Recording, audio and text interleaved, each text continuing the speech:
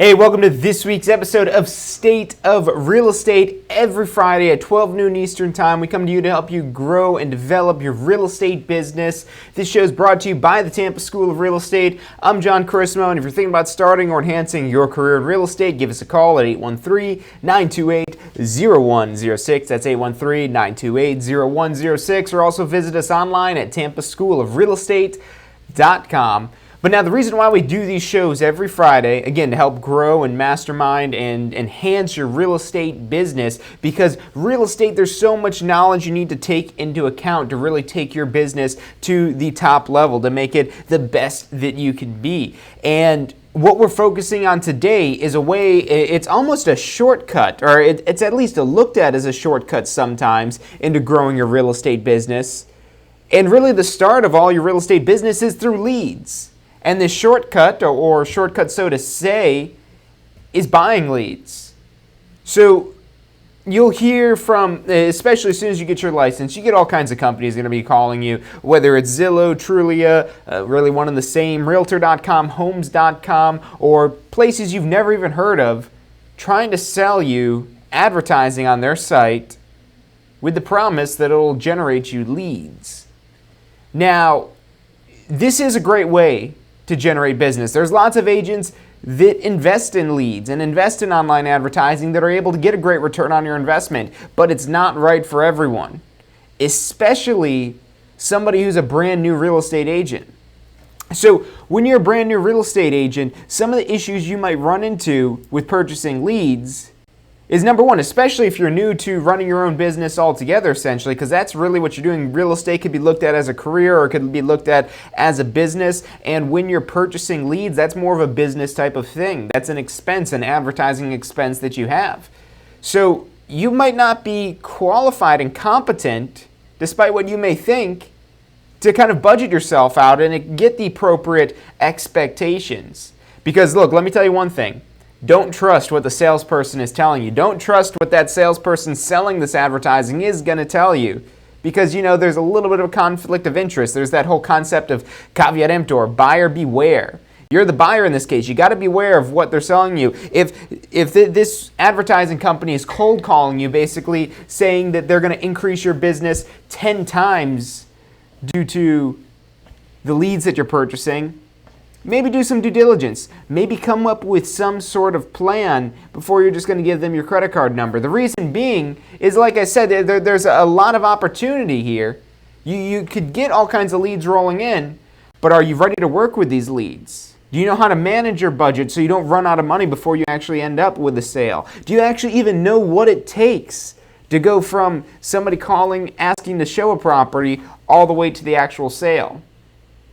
If you're going to be practicing on people, so to say, with your first couple of clients, really, they're going to be practice clients. If you're going to be practicing on people, you probably shouldn't be investing thousands of dollars to get some practice clients. And essentially, that's what you're doing when you're advertising on these platforms. Now, like I said, it can be a great investment. It can be a significant, phenomenal investment investing in leads, but only if you have this down to a science, where you have every step from when they call you up to when you're getting a closing check. You have to have every step ironed out and detailed out so you know that this is the machine. You put money into the lead generator, the leads get properly handled, you have the right amount of appointments, and you actually get to a closing. When you have a process like that where you know what comes next and you have this dialed in, now you're ready to start investing money. But until you have that machine built and until you have that dialed in, if you start trying to put ingredients, put leads into a machine that has bugs in it, it has kinks, it's going to blow up and explode in your face, and you don't want your real estate business to blow up and explode in your face. So what you need to focus on is getting your business lined up, and once you have your business lined up and you know what that needs to look like going from step 1 all the way to step 27, of you getting paid at the closing table, because that's what's really going to fund you. It's good for your clients because that means they bought the house or sold the house that they were hiring you for. It's good for you because you get your paycheck, but it's also good for your business because now you have money that you could reinvest into more advertising. So it's good for these online companies as well, whether it's Zillow or Trulia or Realtor.com or any of these sites that allow you to advertise on them.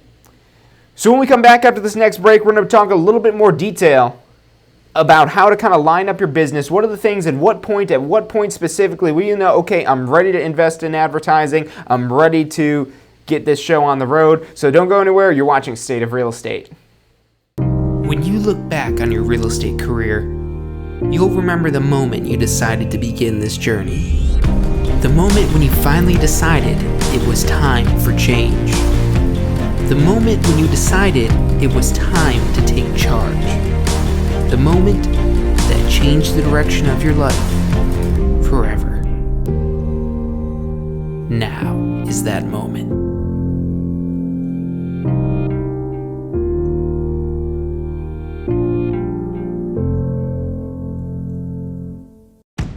Need help preparing for your exam? We've got you covered. Join us for a structured weekend review class where we'll cover the topics you need to know to pass your class and state exams. Class sizes are limited, so reserve your seat now by calling 813-928-0106 or registering online at tampaschoolofrealestate.com. Have you been thinking about starting a real estate career but are struggling to find the time to go back to school? Allow us to introduce our revolutionary online course platform.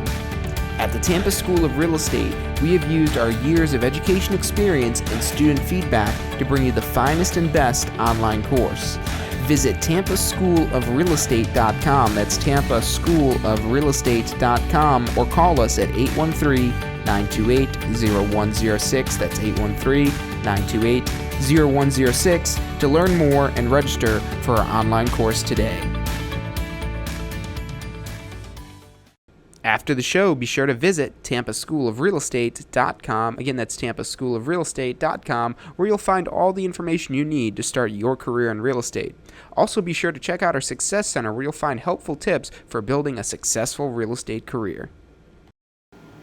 Hey, if you liked the show today, be sure to hit like and subscribe and post your comments. Thanks so much for watching.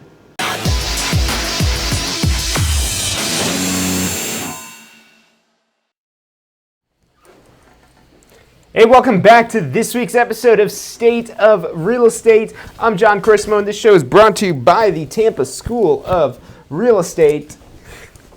Gotta get myself situated here. So it's brought to you by the Tampa School of Real Estate. What we're talking about today is purchasing leads. Does it make sense for your particular business? And what you got to do to answer this question is understand your particular business. You got to understand at what point are you at the business? Are you brand new? You've never done a transaction yet, never even worked with a client yet?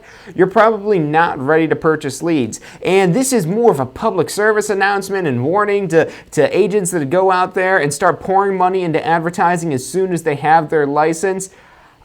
Don't get me wrong, I love the enthusiasm. And if you've got an untapped supply of money, go for it.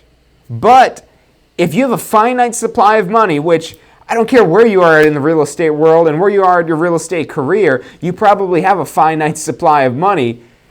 If you have that finite supply, you need to basically look at that and say, okay, how long do I make this last until my next closing? And then double that. So that way you have a little bit of a safety net there.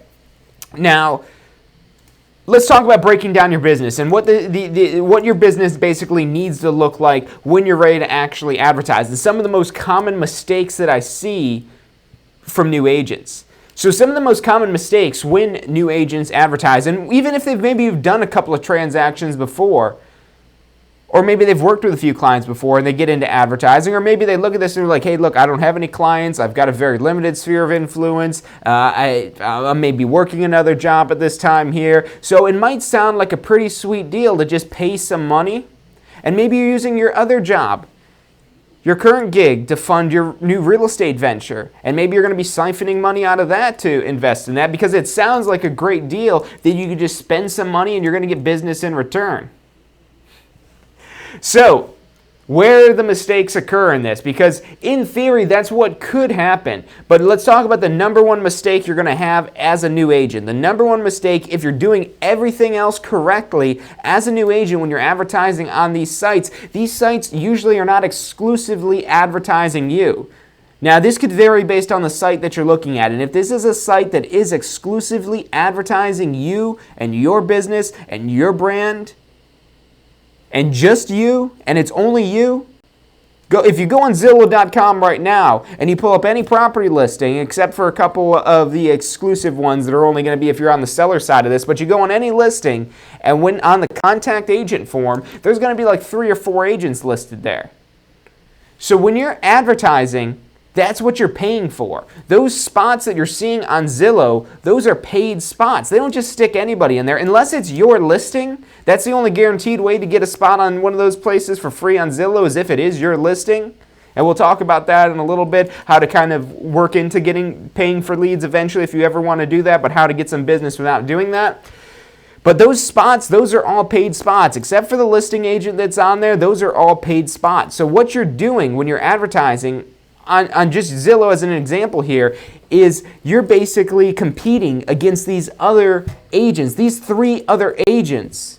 And guess what else is on that little contact lead form? Next to every single agent, it's got 2 key pieces of information. And this is the killer for new agents, is number 1, the rating.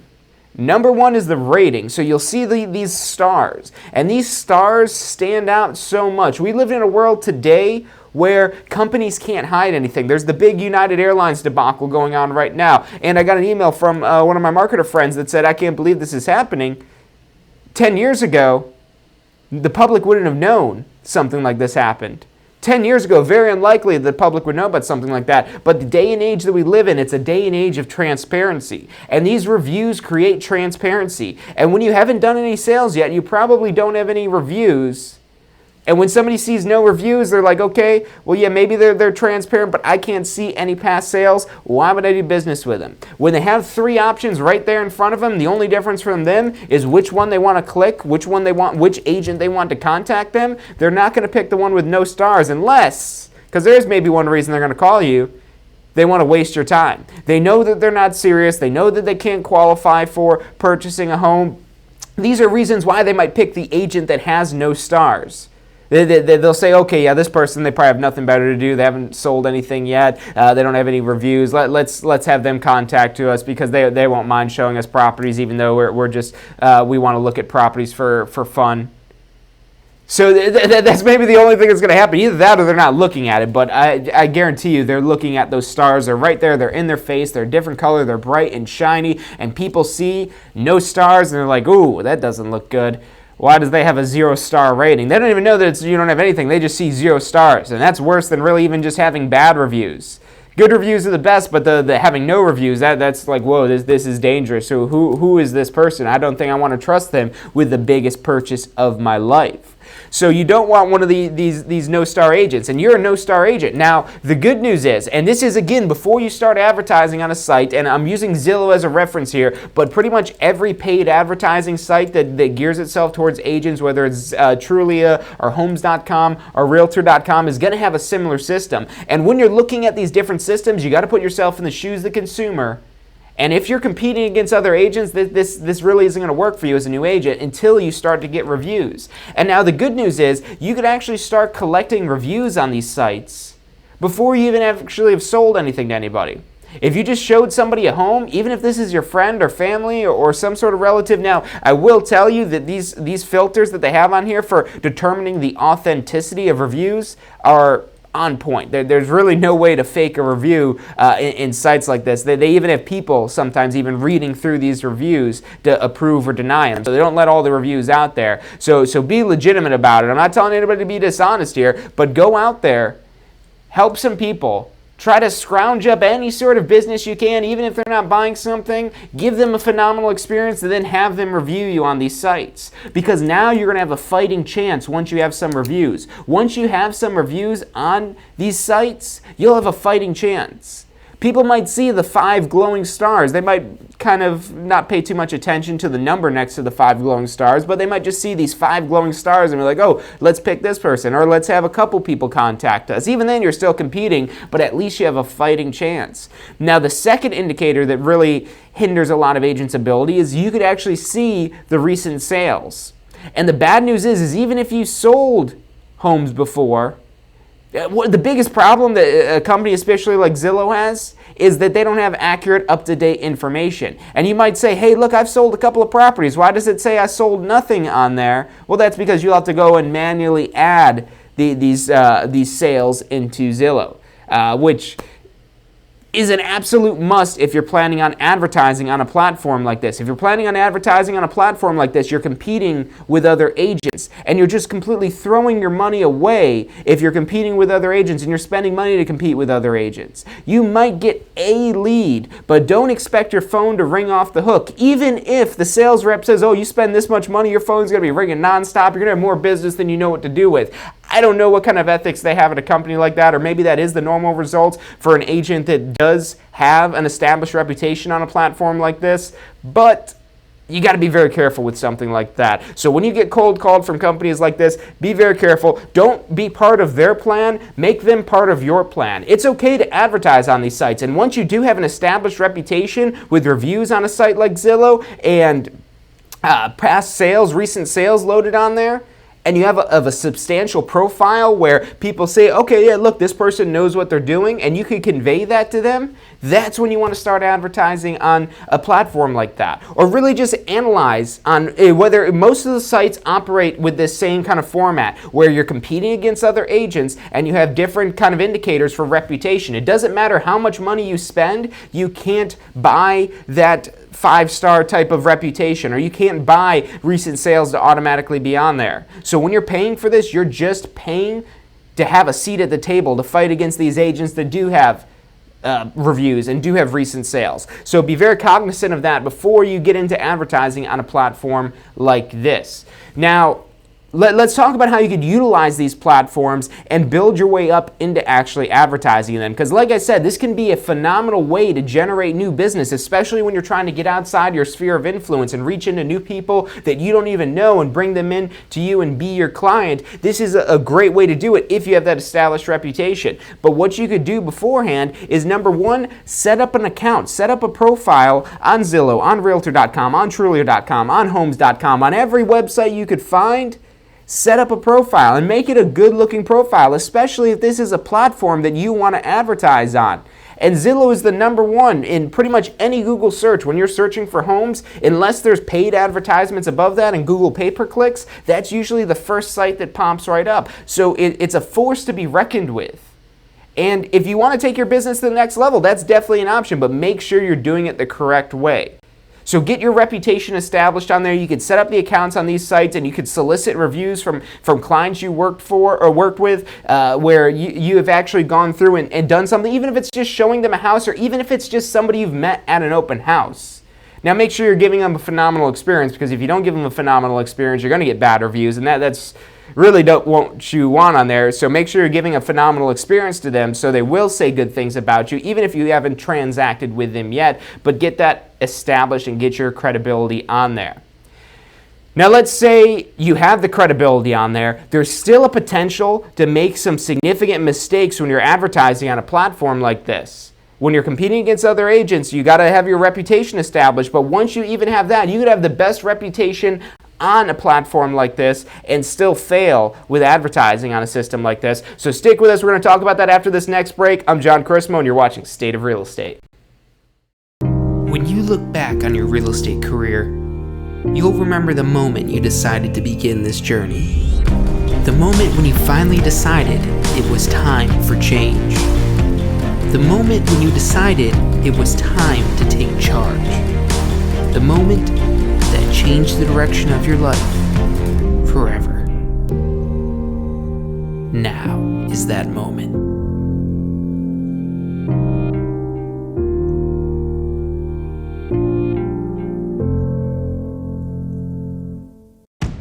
Need help preparing for your exam? We've got you covered. Join us for a structured weekend review class where we'll cover the topics you need to know to pass your class and state exams. Class sizes are limited, so reserve your seat now by calling 813-928-0106 or registering online at tampaschoolofrealestate.com. Have you been thinking about starting a real estate career but are struggling to find the time to go back to school? allow us to introduce our revolutionary online course platform. At the Tampa School of Real Estate, we have used our years of education experience and student feedback to bring you the finest and best online course. Visit tampaschoolofrealestate.com. That's tampaschoolofrealestate.com, or call us at 813-928-0106. That's 813-928-0106 to learn more and register for our online course today. After the show, be sure to visit tampaschoolofrealestate.com. Again, that's tampaschoolofrealestate.com, where you'll find all the information you need to start your career in real estate.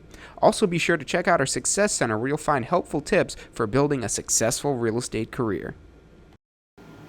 Hey, if you liked the show today, be sure to hit like and subscribe and post your comments. Thanks so much for watching.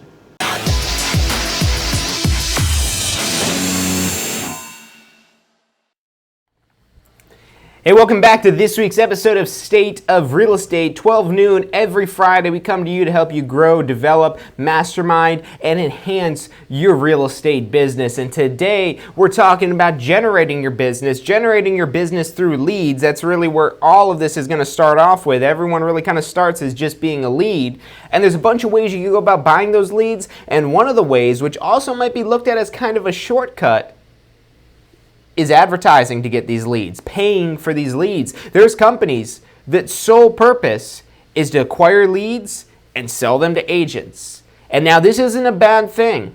This could be a very profitable way to grow your real estate business, but only if you do it correctly. You could absolutely do this wrong. There's a million ways to pay for leads and do that and manage that in a wrong way. A million ways to do this wrong, where you don't get a return on your investment. Now, there's a lot of ways to do this where you are successful, where you actually do end up growing your real estate business through purchasing leads. Number one, what we talked about before the last break, is you have to have an established reputation on these platforms. These platforms put you up with other agents that will probably have an established reputation. And really the only agents that stick around on these platforms that continue to advertise have established reputations. So as chances are, you're going to be dealing with or basically competing with agents that have probably way more reviews than you, that have way more recent sales. So the first way to go about this is get your reputation established, set up your accounts. You can do that for free on there. You don't have to pay to advertise on it. And then make sure you're getting reviews, make sure your sales are showing up on there. So that way you can have a fighting chance against these agents. But now let's say you do have that reputation established. You have your reputation established. You want to purchase leads, and you might be ready to purchase leads once you have a reputation established, but that is not the only aspect you need to keep in mind. Like I said, you got to have your business down to a science from when somebody contacts you all the way to when you're getting a check hit closing. To have that, and then even after that, for building up your referral business. If you have missing pieces along this chain, it's not going to work. If a chain is missing any link, it's not a chain, it's broken pieces. So you got to have every little piece lined up and ready to go. And now the second biggest mistake, the number one biggest mistake when I see agents go on here and when they fail at advertising on a platform like this is, number one, they don't have an established reputation. Number two is follow-up. Now, advertising on platforms like this, let's use the example of Zillow again. I know I'm picking on them a lot, but they're the big one that everyone knows about. So let's say you're advertising on Zillow. And let's say you do have an established reputation on there, so you've got that checkbox ticked off. But now people will go on Zillow even if they're not ready to buy a home. Zillow is kind of like the showroom of the internet for homes. This is where people go first and foremost in most cases to look at homes and look at what's available. Even if they're just thinking about purchasing a home, this is where they go first to really kind of get an idea of what's available, what's out there. So what happens is you don't know where in the home buying process that this person is. Are they ready to buy, or do they still got some time to go? Is it still going to take some time to get to actually being ready to buy? Where are they in the home buying process? This could be multiple years between when they're ready to buy and when they first start looking. This could be multiple years. This is spread out here. Are you willing to follow up with this client for multiple years to end up getting a deal? If you want to write them off, that's fine. Maybe you can afford it. Your advertising is going to get much more expensive. Yes, this is a long-term strategy, and if you're trying to get money today, that person that's looking to buy in a couple years isn't going to help you get money today unless you think about generating some referrals from this person. You give them such phenomenal information that they're like, wow, you're the most knowledgeable person I know. And you build a relationship with them. Yes, they may not buy for a few years. And this is the same anywhere you go where you're generating leads. Anywhere you're trying to generate leads, you don't want to throw away the leads that aren't ready to purchase today. Yeah, that's not going to help you out today, but it will help you out tomorrow. And I bet you tomorrow you're going to wish that the person that was ready to be ready the following day, you would have done more to get that relationship ready. But it's not always tomorrow. It's sometimes a year down the road. It's sometimes 2 years down the road. It might be 10 years later that they're finally ready to use your real estate services. And yes, this is going to be a cost intensive, not only with money, but time to stay in contact with these clients. But the way you can monetize this while you're staying in contact with them until they're ready to purchase, it could just be very simple, just a simple kind of one-liner thing, just like I'm about to say here. You could tweak this as you find necessary, but something along the lines of, hey, Mr. and Mrs. Home Buyer, I know you guys aren't ready to buy today. I'm no pressure on you guys at all, but do you mind if I ask you who you know that is going to be closer to purchasing than you are? And now that sounds like a tough question. You might say, John, God, am I really going to ask people that? Isn't that a personal question? Why would somebody want to turn on their friends and give them to you? Well, the thing is, if you're providing a great experience, they're going to be happy to go out there and tell their friends and family about you. They're going to feel bad for not giving you business if you're providing them a great service. If you're providing them a great service and you've got a great relationship built with them, they're going to feel bad that they're not ready to do business with you, and they'll be more than willing to go talk to their friends and family or whoever it is that they think is maybe thinking about buying or selling and refer that information to you. So don't get it twisted where you think that, oh, they're not buying today, that means they're never going to be a client. No, they will eventually be a client, and the way you can make it worthwhile, because that could be expensive, staying in contact and maintaining a relationship with this person until they're ready to purchase. Just keeping that relationship alone is probably going to be worth the time, money, and effort that you spend to maintain that relationship when you finally do business with this client. But the way to monetize this relationship is very simple. Hey, I know you're not ready to buy. Who do you know that is? I know you're not ready to sell. Who do you know that is? Who have you talked about possibly selling? Who have you talked about buying homes with?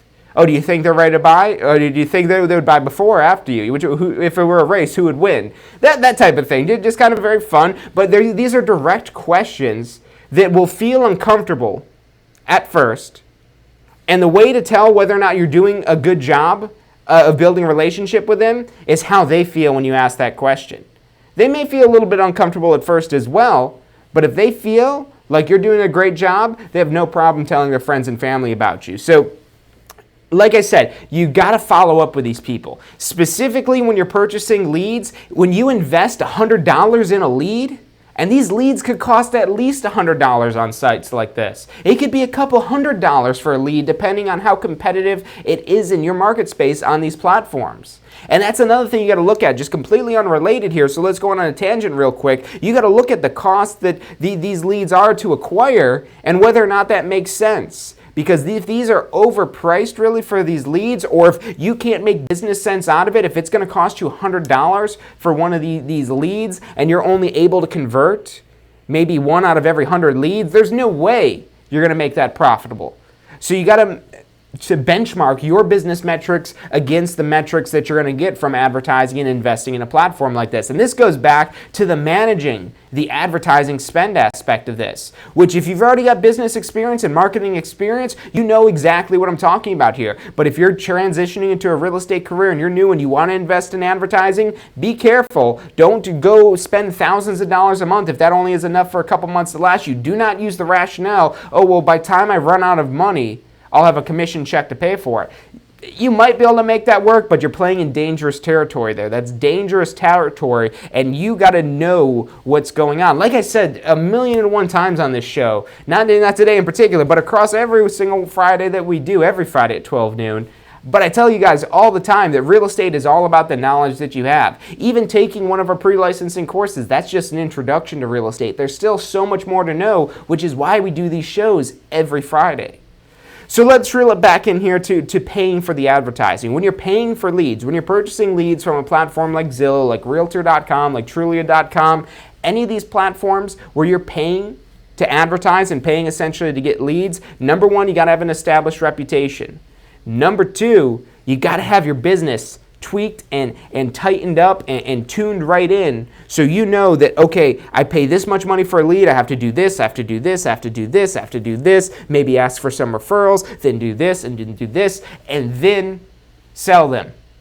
And then do business with them, and then do a deal with them, and then ask for more referrals, and then ask for more referrals, and then stay in contact with them some more. And all these little steps that kind of fall in line and in place with this. If you have this down and you know what this looks like, especially when you start to experience problems in your business, where you start to see sales go down, and you start to see more people not ending up going under contract with you for whatever reason, whether it's buyers or sellers that you're specifically looking at, when you have a model to benchmark this against, you could basically break this down and do some diagnostics and figure out, okay, this is where we're running into an issue. At this point in the sales process, this is where clients are saying, oh, you know what, I'm not ready yet, or they're saying that that they are going to use somebody else, or whatever the objection is, that they're not moving forward. You got to be able to tone in on this and diagnose this.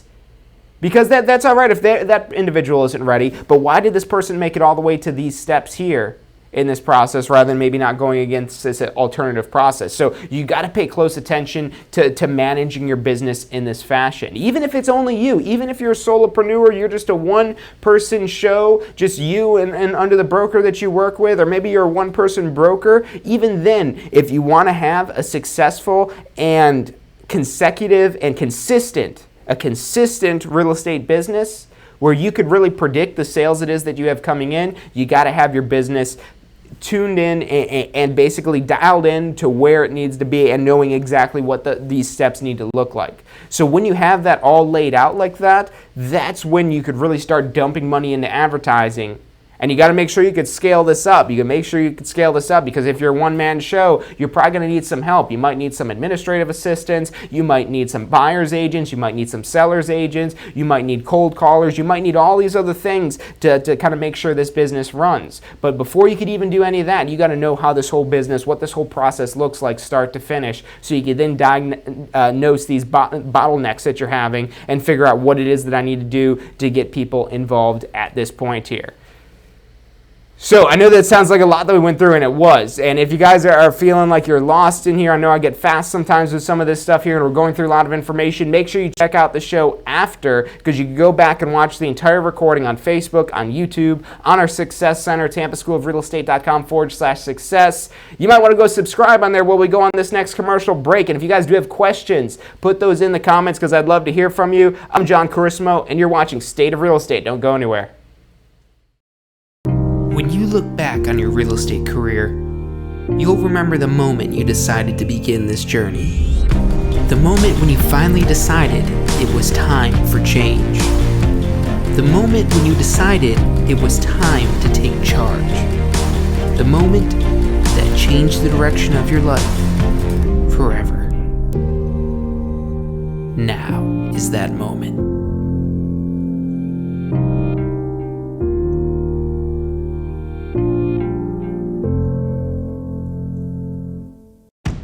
Need help preparing for your exam?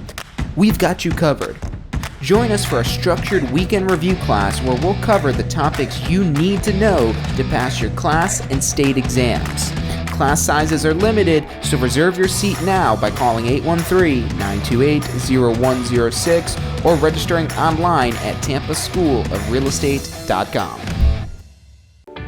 Have you been thinking about starting a real estate career, but are struggling to find the time to go back to school?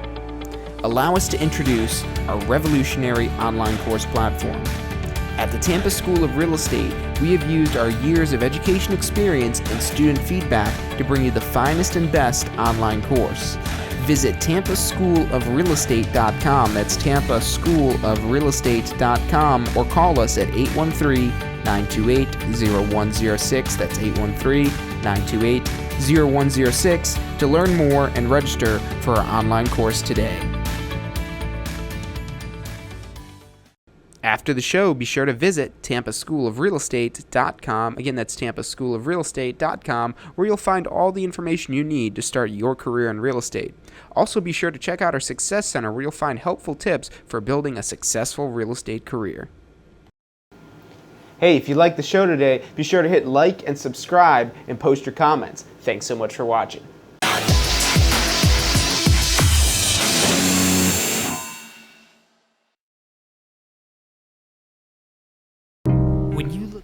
Hey, welcome back to this week's episode of State of Real Estate. I'm John Christman, and this show is brought to you by the Tampa School of Real Estate. Every Friday at 12 noon Eastern Time, we come to you to help you grow, mastermind, and develop your real estate business. What we're talking about today is the concept of purchasing leads, and should you buy it in your business? And I'm not here to give you the simple answer of yes, you should buy them or no, you shouldn't buy them. I'm here to give you the information to assess whether or not your business is ready to make this an investment, and whether your business is capable of making this investment. Not just capable monetarily, not just capable of spending the hundreds of dollars a month, whatever it is that they're quoting you for the advertising, for the however many leads it is that you're getting, because you may be able to pay the money to purchase these leads and purchase the advertising, but you may not be ready. You could be ready, but you may not be ready with an establishment on this program, on this platform that you're going to be advertising in, and having the business to kind of handle what's coming in here. So we talked about the biggest mistakes that new agents make, and the number one mistake that you want to try to avoid is not having a good reputation. So get your reputation established before you go on to actually advertising on any of these platforms. Number one, get your reputation established. Number two, make sure you're prepared to follow up. Because do not come under the assumption that these leads are going to be coming in here are perfect leads. They're not going to be perfect leads where everybody's like, oh, take my money, here, buy, I want to buy a house, I want to sell my house, here, take my money. No. I mean, they're maybe a lot closer. These are probably going to be better leads than you would get, let's say, walking into somebody in a grocery store, or trying to talk to people at your kids' soccer games, or however it is that you're doing to network and try to generate leads in that way. These could be better. But you're still going to have some laggards in there. Like I said, not everybody's going to be ready to buy right now. People don't wait to go onto these websites until they're ready to purchase. They usually start getting on these websites early in the home buying process. And yes, they will be more hesitant to push the contact now button and actually submit a lead and so on and so forth. But you might have people in there that maybe they don't have a pre-approval. Maybe they don't live in the area currently. Maybe there's all kinds of issues that it could be that basically kind of holds them up, where they're maybe just looking for the future. So you got to be careful with that and be cognizant of these leads that not everyone is going to be purchased right now. And you have to know this and really drill it into your head, because you'll get frustrated when you get leads when they're not ready to purchase. And even if you try to ask the question, you could ask the question when you're doing your initial conversations with them and say, hey, when do you think you're purchasing? 3 to 6 months, 1 to 2 months, within 6 months, within 12 months? That's a great question to ask, especially since it's not an open-ended question of, are you ready to purchase? You don't want to ask that one, because that's a yes or no and very easy to answer. It doesn't really tell you much. So yes, it is good to ask, when is it when you're thinking about purchasing? When do you need to move? When do you need to be in the new place? But they might be lying to you. Maybe they don't want to lie to you. Maybe they don't want to deceive you. Maybe they're embarrassed, or maybe for whatever reason, people come up with all kinds of reasons to lie to you about information. So always don't always take that to the grave when they say, oh, we're going to buy in 3 months, and then 4 months rolls by. You told me you're going to buy in 3 months. Why have you not purchased? Don't let that get you frustrated. That's definitely, that along with several other questions are great to ask to really find out whether or not, where they are at the home buying process, but don't take that as the word of God, as saying that, hey, this is exactly what's going to happen and exactly what it's going to look like. Nothing goes as planned. And you got to be prepared for the unplanned things, such as people saying, oh, we're going to wait a couple more months. We're going to wait a couple of years. We're actually not going to move at all.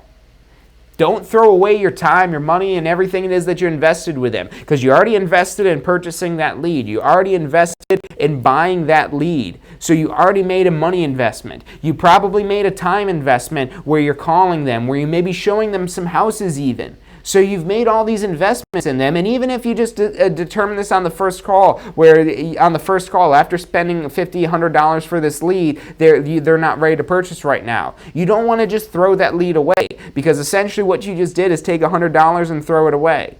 But you say, well, John, they'll call me when they're ready, right? No, guess where they're searching? They're searching on that same platform they originally found you on. And guess what? They're not your exclusive client. Now, again, you would want to research these platforms, but to my knowledge, nothing like this exists currently where you get exclusive rights to a client when you purchase a lead. No, they want to resell these leads as many times as they can so they can make as much money as they can. So that's part of their business model, and that's fine. You just have to know how you can make them part of your plan. Don't be part of their plan. Make them part of your plan. And that's what this is all about. And in order to make them part of your plan, you already have to have a plan established. You already have to know how much commission it is that you're shooting to make. Well, you want to know how many clients that means that you have to have. And once you have that all dialed in, and if you're trying to figure out these figures, go on our Success Center and search for the business plan calculator. You'd actually go through and punch in how much money you want to make, the average price homes, and play with all kinds of metrics to basically get an understanding of how many clients you need to have. And when you understand how many contacts you need to have, and you've got those metrics dialed in, now you can say, okay, I need this many clients, I've got this sales process down, I just need to really ramp this up and get more people coming into my business and enhance my sphere of influence and so on and so forth. That's when you're ready to advertise. But have yourself a program ready, some sort of system, whether it's email advertising or drip mails or periodic phone calls that you make to them or periodic text messages that you send to them. All these different ways you could basically stay in contact with them, because you're very rarely going to come across a lead where they're ready to purchase right now. They need to purchase it today. They want to see a home today because they need to purchase it tomorrow. That's not going to happen. These people are going to have some lag time, basically. Even when they're submitting a lead. And like I said, since they're on a home showcase website, they're probably a little bit further along in the process than average. So they're probably a little bit better lead from these systems than you would typically get for other types of leads. But for the cost of these leads, that's usually going to significantly be higher than most other ways you could acquire leads. And there's a bunch of other ways to acquire leads. You could kind of own a platform like this of yourself by getting a website. There's all kinds of website platforms that are out there. And if any of you guys are watching, call us up so we could recommend some of you guys on the show. We'll get a deal worked out for you. But there's tons of website platforms that are out there that are phenomenal for building your own lead generation platform. But again, the same rules apply. You have to get your clients on there. You have to establish a reputation when they're on the website. You have a lot more control over it when it's your website. And then you also have to stay in contact with them and have your business dialed in, because if your business isn't dialed in, you're going to be throwing your money away. And that's the one thing I'm trying to get you guys to avoid. You don't have to listen. If you guys have an untapped supply, if you just turn on the faucet and money flows and you're like, oh, let me get a bucket of money that I could go dump into some advertising this month, you don't need to watch this. Just get out there, spend some money. You'll lose some money, but you'll figure it out. You just get enough leads coming in and you're going to start figuring it out. But when you have a finite supply, which that's the more realistic thing, anywhere you're at in the real estate business, you probably have some sort of finite supply, whether it's a very large finance supply or a very small finite supply. It's usually finite. It's a fixed amount that you're like, okay, this is what I have to deal with. Or even if you have a certain amount of income that's coming in, until you're able to grow that income and be sure that you're going to grow the income. Because again, don't take the salesperson's word for it where they say, hey, we guarantee you're going to get double the amount of leads that you normally get with a platform like this. Well, that's just their way they get you to listen to them, because they get your attention with that. So that might be a legitimate claim. They may actually be able to double your business. And I'm not saying they're all liars, because they're not. And with all these different platforms, there's some really great platforms out there. And there's tons of agents that are very successful with Zillow, very successful with Realtor.com, very successful with Trulia, with Homes.com, with all these sites to advertise on. But what you have to do is do your due diligence, find out if what they're saying is in fact true. Remember, buyer beware. Make sure that all that information is in fact true and that it is going to have some impact on your business. And this does work into your plan. Don't alter your plan to be part of their plan. You want them to be part of your plan. And that's really the whole moral of the story for today.